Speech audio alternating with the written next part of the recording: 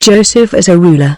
After 2 whole years, Pharaoh dreamed that he was standing by the Nile, and behold, there came up out of the Nile 7 cows attractive and plump, and they fed in the reed grass. And behold, 7 other cows, ugly and thin, came up out of the Nile after them, and stood by the other cows on the bank of the Nile. And the ugly, thin cows ate up the 7 attractive, plump cows. And Pharaoh awoke.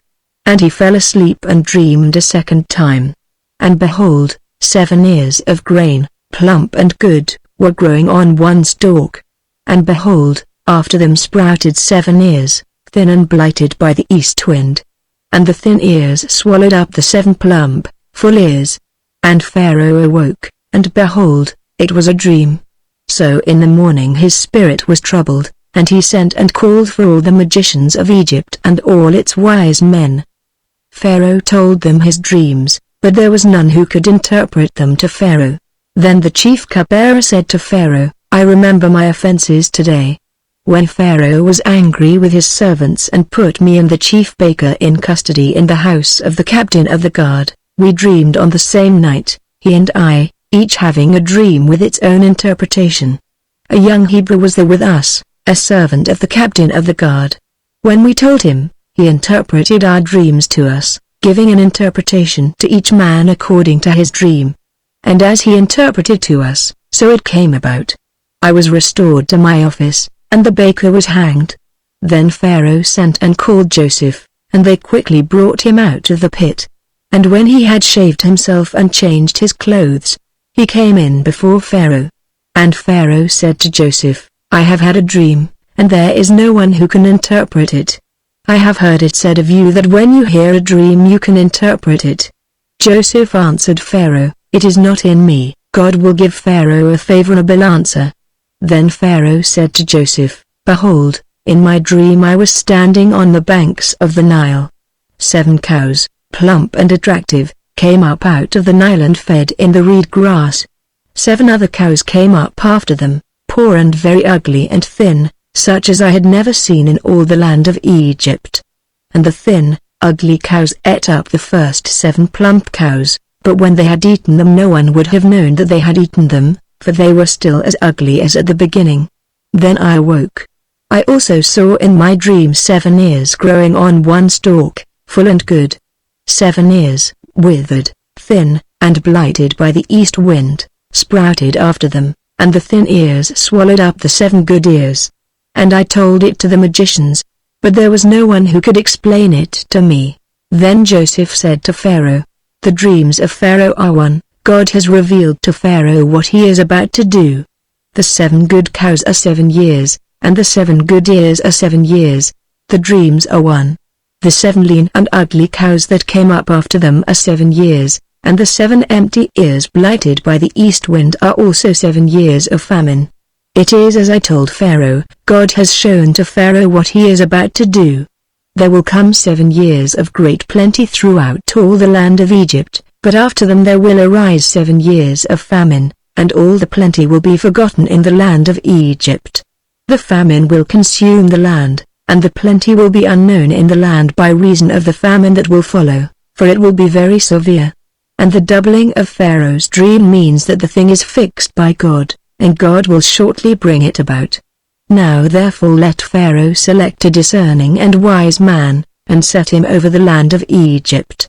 Let Pharaoh proceed to appoint overseers over the land and take 1/5 of the produce of the land of Egypt during the 7 plentiful years. And let them gather all the food of these good years that are coming and store up grain under the authority of Pharaoh for food in the cities, and let them keep it. That food shall be a reserve for the land against the 7 years of famine that are to occur in the land of Egypt, so that the land may not perish through the famine. This proposal pleased Pharaoh and all his servants. And Pharaoh said to his servants, Can we find a man like this, in whom is the Spirit of God? Then Pharaoh said to Joseph, Since God has shown you all this, there is none so discerning and wise as you are. You shall be over my house, and all my people shall order themselves as you command. Only as regards the throne will I be greater than you. And Pharaoh said to Joseph, See, I have set you over all the land of Egypt. Then Pharaoh took his signet ring from his hand and put it on Joseph's hand, and clothed him in garments of fine linen and put a gold chain about his neck. And he made him ride in his second chariot. And they called out before him, "Bow the knee." Thus he set him over all the land of Egypt. Moreover, Pharaoh said to Joseph, "I am Pharaoh, and without your consent no one shall lift up hand or foot in all the land of Egypt." And Pharaoh called Joseph's name Zaphanath-Paneah. And he gave him in marriage Asenath, the daughter of Potiphar a priest of On. So Joseph went out over the land of Egypt. Joseph was 30 years old when he entered the service of Pharaoh king of Egypt. And Joseph went out from the presence of Pharaoh and went through all the land of Egypt.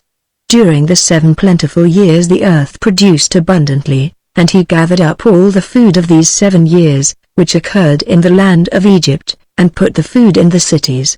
He put in every city the food from the fields around it. And Joseph stored up grain in great abundance, like the sand of the sea, until he ceased to measure it, for it could not be measured. Before the year of famine came, 2 sons were born to Joseph. Asenath, the daughter of Potiphar a priest of On, bore them to him. Joseph called the name of the firstborn Manasseh. "For," he said, "God has made me forget all my hardship and all my father's house." The name of the second he called Ephraim, "For God has made me fruitful in the land of my affliction." The 7 years of plenty that occurred in the land of Egypt came to an end, and the 7 years of famine began to come, as Joseph had said. There was famine in all lands, but in all the land of Egypt there was bread. When all the land of Egypt was famished, the people cried to Pharaoh for bread.